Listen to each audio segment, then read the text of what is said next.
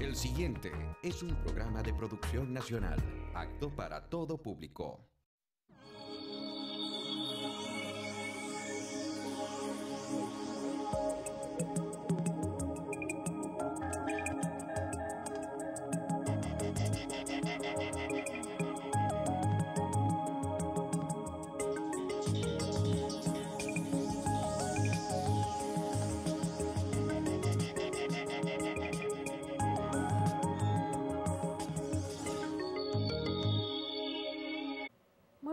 Tengan todos, sean bienvenidos a Contacto Universitario.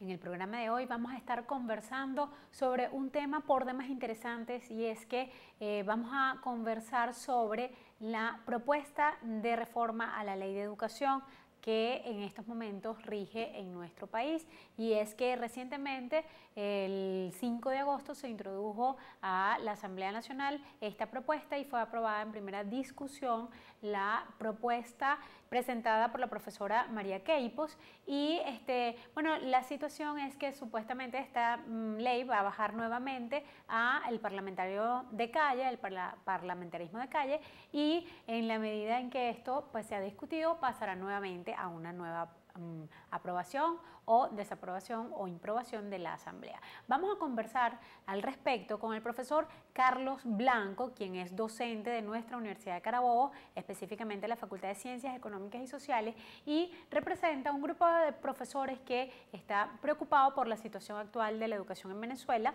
y por las características que tiene esta propuesta. Ellos tienen unos planteamientos bien interesantes. Bienvenido, profesor, buenas noches. Bueno, muchas gracias por esta oportunidad que me brindan de dirigirme a la comunidad universitaria sobre un tópico que es realmente bien interesante, actualizado y que tiene que ver con las futuras generaciones de nuestro país.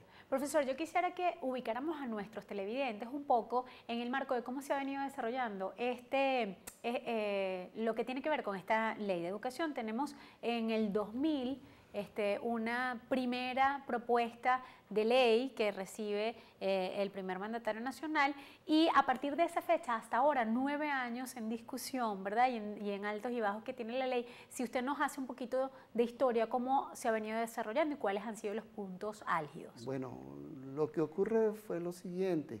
En el año 2001, por esta misma fecha de vacaciones, las distintas fracciones políticas que estaban conformadas en el Parlamento Nacional aprobaron una ley por el consenso, por el apoyo mayoritario, una ley que aparece muy importante. Cuando fue remitida para la firma al presidente de la República, el presidente se niega y utilizó un término que no quiso firmarla. Posteriormente vino una especie de vacío, se quedó en un limbo. En el 2005 el ministro de Educación para la época, el profesor Aristóbulo Isturi, introdujo algunos elementos para una nueva ley. Basándose como en la misma idea central, pero nuevos elementos de esa nuevos propuesta. Elementos como tal. Esa ley también quedó en el vacío hasta ahora, que el día 5 se introdujo a los diputados de una manera, digamos, intempestiva, sin ninguno. El reglamento parlamentario establece que los proyectos de discusión deben tener 48 horas antes para ser discutidos.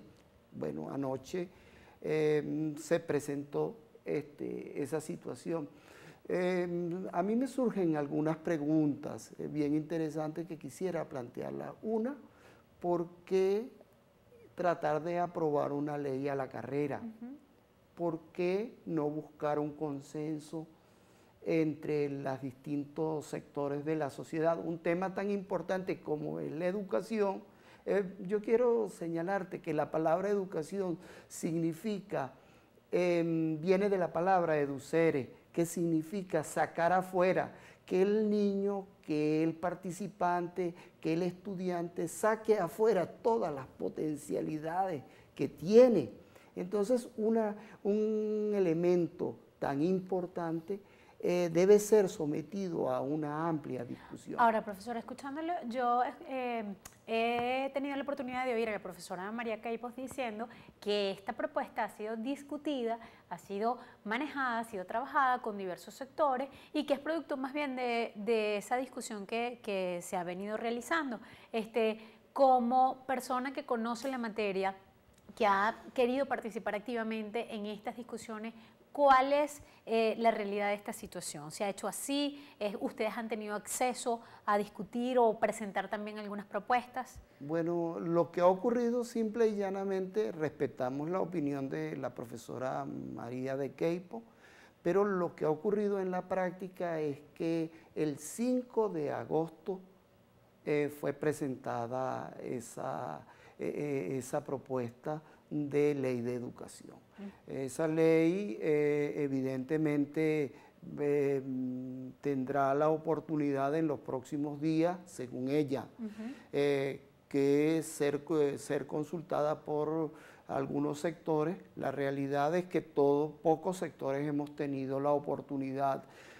Recuerdo que la diputada Pastora Medina, la rectora de la Universidad Central de la Universidad, han hecho reiterados llamados para que distintos sectores de la comunidad opinen. Exacto. La realidad es esa. Es decir, profesor, usted tiene por allí lo que tiene esta propuesta.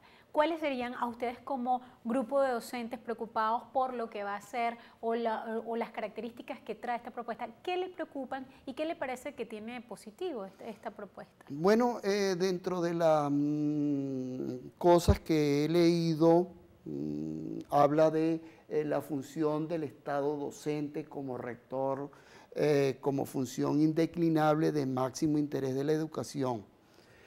Yo creo en el Estado docente. Lo que no soy partidario es que el Estado meta sus narices en todos los aspectos. Yo creo que el Estado puede servir de mediador, pero creo también en la sociedad educadora. La sociedad educadora que opera en el mundo se refiere a que los padres, representantes, las familias, participamos en el proceso de construcción de la actividad educadora. Eso allí me parece. Creo que es un aspecto que vale la pena revisar. La ley habla de más de 45 atribuciones que tiene el Estado. Habla de la formación permanente de los docentes, de la actualización del currículum de obligatoria aplicación en todo el subsistema de educación básica. Habla de una nueva escuela, un modelo concebido en un espacio abierto para la producción, del desarrollo endógeno. Cuando uno lee estas propuestas así a simple vista, bueno, son positivas, prepararse los docentes, tener espacios donde ejercer esa docencia. ¿Dónde estaría la preocupación que se siente? Porque quedan aspectos al vacío, está tácitamente implícito. Bueno, yo, por ejemplo, aquí dice, del ingreso a los estudiantes de la educación universitaria, nacionales y privadas. El Estado debe reserva participar. esa potestad. Sí, yo pienso que no, debe ser compartida, ¿verdad? La presencia, la permanencia de los estudiantes como tal. Yo creo que la ley debe llamar a la equidad, a la justicia, a la libertad como tal. Además que estos últimos procesos ha habido como un vacío ahí, dejó de aparecer la OPSU como ente rector que hacía el ingreso de los nuevos estudiantes, sí. Las universidades perdieron un poco su papel y estos últimos semestres o años que se han cursado en las universidades han sido bastante inciertos en cuanto a los modelos de ingreso a la universidad. De hecho, claro, los rectores han discutido mucho al respecto. Claro, ¿no? Han pedido eso, pues que nadie le quita que el Estado pueda participar, claro. Nadie. pero de que permita también a las universidades permitir. Han habido experiencias, por ejemplo, en la Universidad Central, en la Universidad Simón Bolívar, en la Católica, donde los estudiantes que van a ingresar a las universidades hacen un curso introductorio o de nivelación, ¿verdad?, que permiten nivelar a todos los muchachos y evidentemente a todos los participantes. Y eso ha sido una experiencia positiva. Positiva, bien, pero el problema es el otorgamiento de recursos, porque ahí significa contratar más profesores, activar una infraestructura, crear la tecnología, y evidentemente el Estado no quiere en eso invertir. Profesor, hay unos temas que son bien importantes que la opinión pública en estos últimos días ha estado tocando, y es que, pues, si bien es cierto que nuestro país es un estado en el cual hay libertad de culto y es un estado laico, pues el hecho de que se excluye la educación religiosa, tengo entendido dentro de esta ley, ¿eso es correcto? El artículo 5 habla de lo siguiente: el Estado mantendrá en todas circunstancias su carácter laico en materia educativa, preservando la independencia respecto a todas las corrientes y organismos religiosos. Las familias tienen derecho y la responsabilidad de la educación religiosa de sus hijos e hijas de acuerdo a sus convicciones y de conformidad con la libertad religiosa de culto prevista constitucionalmente. Pero eso se podría entender como que los colegios que tradicionalmente han existido en Venezuela con una carga, pues, donde los religiosos han jugado un papel importante en la educación en Venezuela, Fe y Alegría, diversos, ABEP, todos estos colegios, ¿cómo quedan allí? Bueno, el artículo 59 de la Constitución establece que los padres que estén interesados en que sus hijos se les dé educación religiosa, formulan una carta, hacen un petitorio para que se les dé dentro del currículum de la escuela. Aquí ya no queda, ¿me entiendes? O sea, aquí ¿y cómo se hace que, por ejemplo, un artículo que está presente en la Constitución, que es la Carta Magna, luego no tiene dónde aplicarse en una propuesta de ley? Viola flagrantemente el texto constitucional. Aquí hay una contradicción, evidentemente. Pero yo quiero señalarte que la educación laica surge como en Francia en el siglo XIX con el propósito de tratar de eliminar o limitar el poder de la iglesia o el poder religioso que existía en esa época, para esa época. Pero en el mundo de la posmodernidad existe la libertad de culto, pero aquellos padres que de alguna u otra forma queremos que nuestros hijos tengan una educación basada bajo la óptica o la égida religiosa, evidentemente podemos hacerlo. Y eso lo establece la Constitución en su artículo 59 como tal. Entonces aquí hay una materia que hay una contradicción como tal, que los constituyentes tendrán la oportunidad de ver cómo resuelven esta Estamos conversando, amigos, con el profesor Carlos Blanco, quien es docente de la Facultad de Ciencias Económicas y Sociales, y en esta oportunidad representa a un grupo de docentes preocupados por la situación de una nueva reforma de ley recientemente aprobada en primera discusión y que aparentemente será nuevamente sometida al parlamentarismo de calle para posteriormente ingresar nuevamente a la Asamblea y llegar a un acuerdo en materia de sancionar una nueva ley. Profesor, yo quisiera que habláramos un poco de en este proyecto que usted tiene en sus manos, desaparecen dos artículos fundamentales, el artículo 7 y el artículo 8. Vamos a hacer nosotros una pequeña pausa y al regreso usted nos va a explicar con respecto a qué tratan esos artículos y por qué aparentemente no están presentes en este proyecto. Vamos a hacer una pequeña pausa y enseguida estamos nuevamente con ustedes.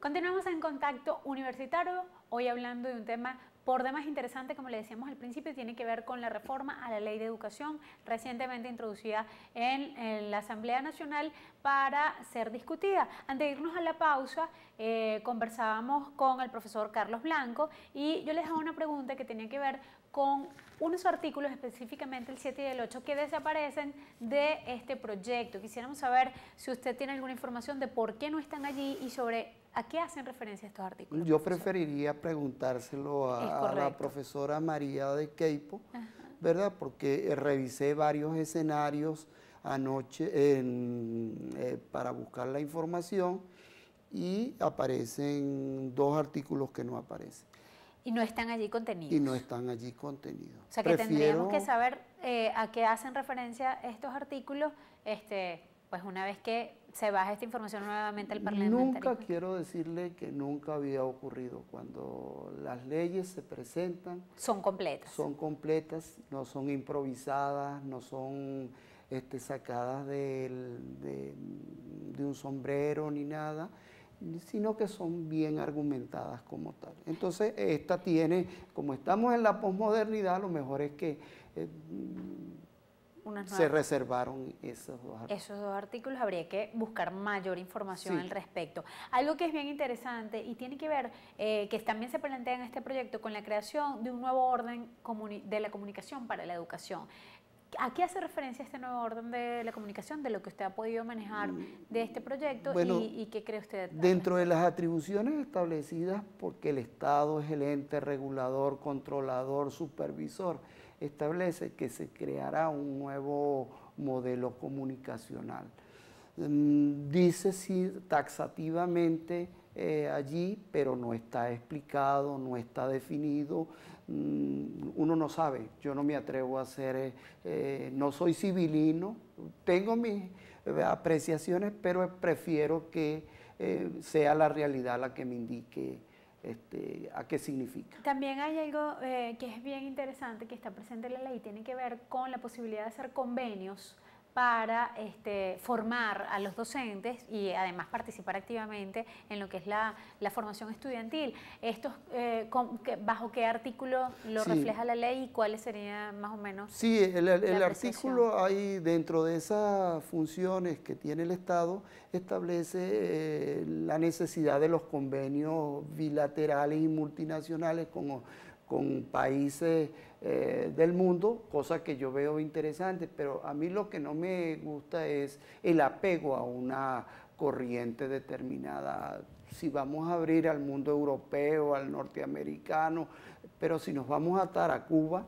no soy partidario. Creo que en este momento Cuba no es uno de los países paradigma en materia de educación. Tiene sus avances como tal, creo que debe haber pluralidad, apertura en torno a desarrollar los procesos de formación de nuestros profesionales. Y otra cosa que me preocupa es sobre la formación de los profesionales de la educación. Yo soy de la idea, como ha venido operando, que la educación de los profesionales de la educación debe estar a cargo de las universidades. Las universidades tienen una cantidad de recursos talentosos bien importantes que han formado a generaciones, ¿verdad? De la cual todos somos hijos de ella.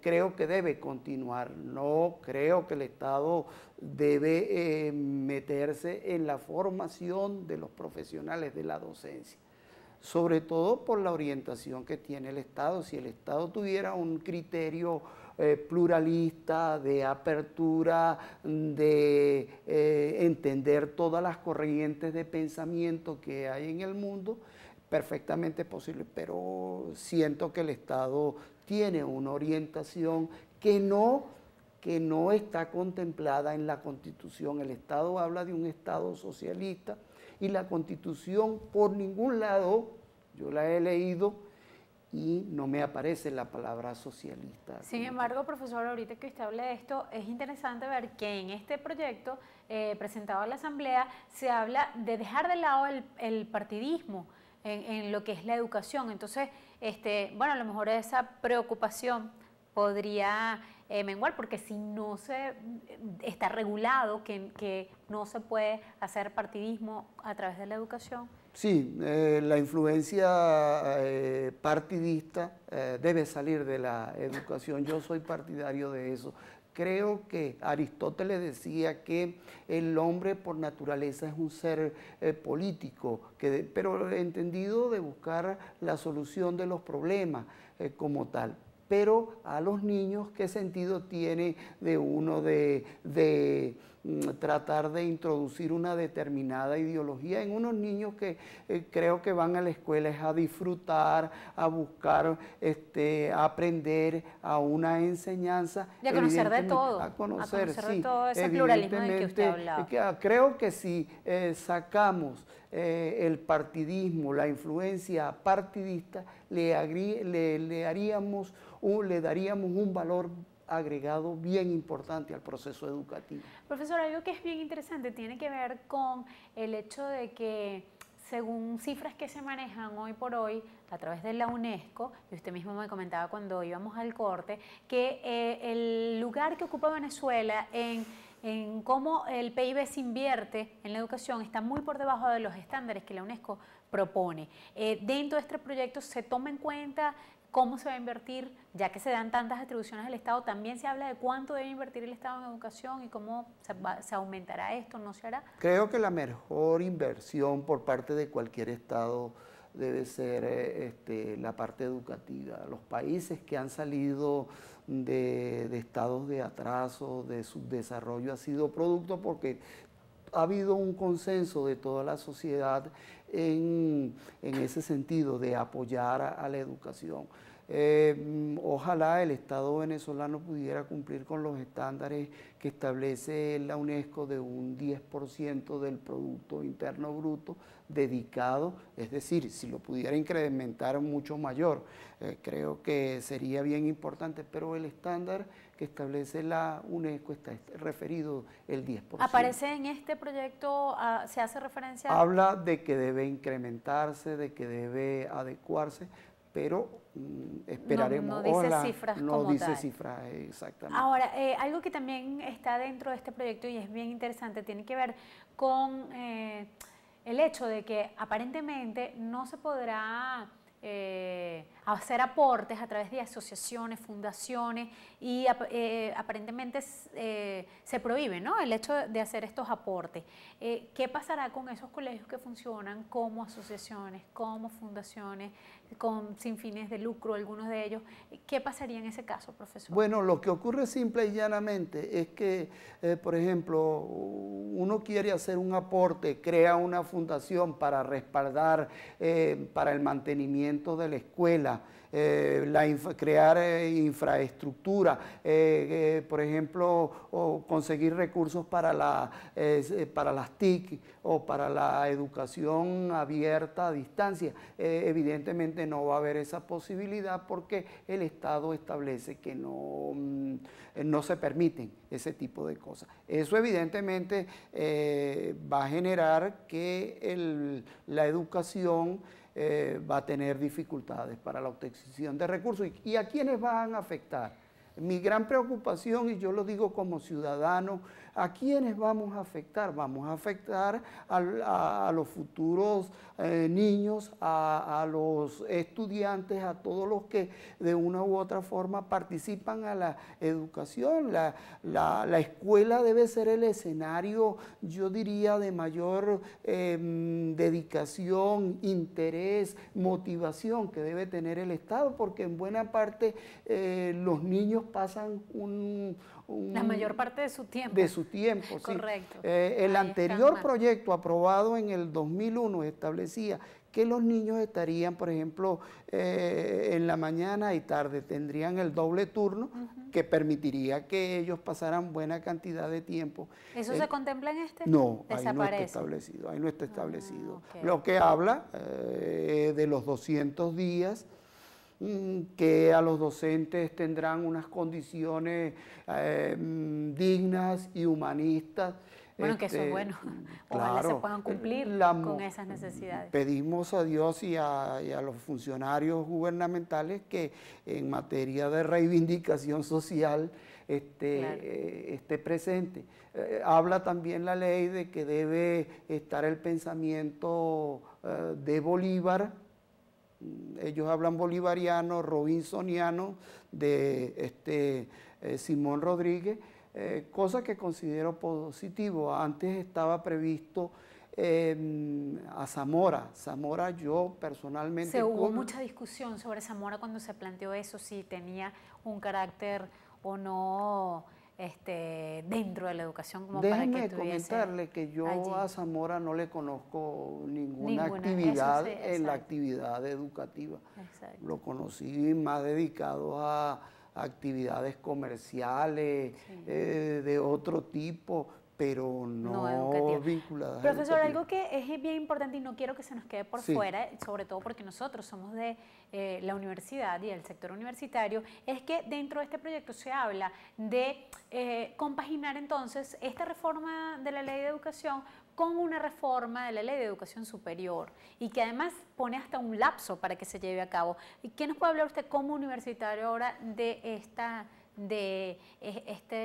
lapso de tiempo que se pone ahí para reformar también nuestra ley de Sí, está previsto que en los próximos días, próximos meses, aparezca una ley de educación superior como tal para que regule los procesos como tal. Eso evidentemente va a abrir un debate universitario. Ojalá se planteara ese debate para ver si tenemos una universidad más adaptada al mundo de la posmodernidad, un pensamiento más abierto, abierto a todas las corrientes de opinión. Eso me parece bien importante abrir ese debate, pero sin ningún tipo de apuro, de premura, sin atropellar, sin entender las distintas opiniones. Profesor, un minutico final para que nos diga, ¿hay otros proyectos que ustedes como docentes interesados en que esto se conozca y que la sociedad cumpla su papel participativo en conocer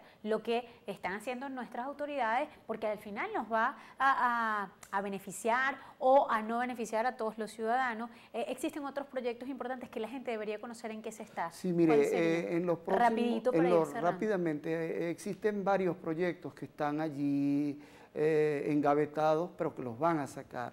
Eso el presidente ha señalado que va a pisar el acelerador. Viene una ley contra las cableras, viene una ley, una reforma al COP, al Código Procesal Penal, ¿verdad? Viene un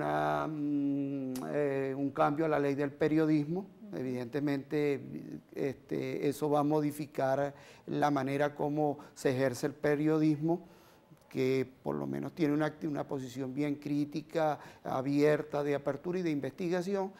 Viene una ley sobre la cultura donde intentan regular el papel de los medios de comunicación. Por eso es bien importante su llamado, profesor, a la gente para que la gente se informe y conozca estos elementos que hay que conocer como ciudadanos. Claro, y con eso cerramos. Lo primero, yo quiero hacer un llamado de fe, de esperanza, de optimismo, de asumir este debate con gran altura, de llamar a los padres, a los representantes, a todas las personas interesadas en este problema, pues porque está en juego todo el futuro de nuestros hijos, de las futuras generaciones. Nosotros tenemos hasta el martes que impulsar esta discusión y ver qué va a ocurrir. Pero por lo menos nosotros tenemos que de una u otra forma participar,